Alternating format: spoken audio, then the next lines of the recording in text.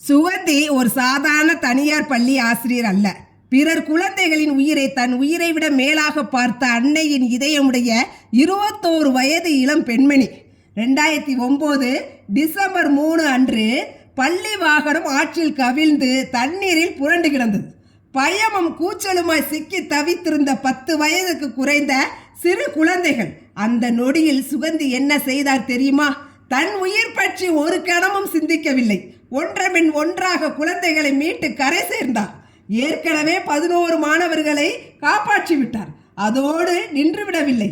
ஒரு குழந்தையாவது தத்தளிக்கிறது நீரில், நான் எப்படி உயிரோடு இருப்பேன் என்று எண்ணியதால் தான் சோர்வால் நடுங்கும் உடலுடன் கூட இறுதியாக இன்னொரு உயிரை தேடி ஆற்றுக்குள் மீண்டும் இறங்கினார்.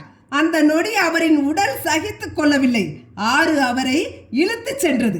ஆனால் சுகந்தி விட்டு சென்றது மரணம் அல்ல, மரணத்தை விட பெரிய தியாகம். வயது 21. ஒரு சுயநல எண்ணம் இருந்திருந்தால் இன்று திருமணமாகி வாழ்வாங்கு வாழ்வு வாழ்ந்திருப்பார். ஆனால் பிறர் குழந்தைகளை தன் குழந்தைகளாக நினைத்த அன்பு அவளை நிலையான அமரராக்கியது.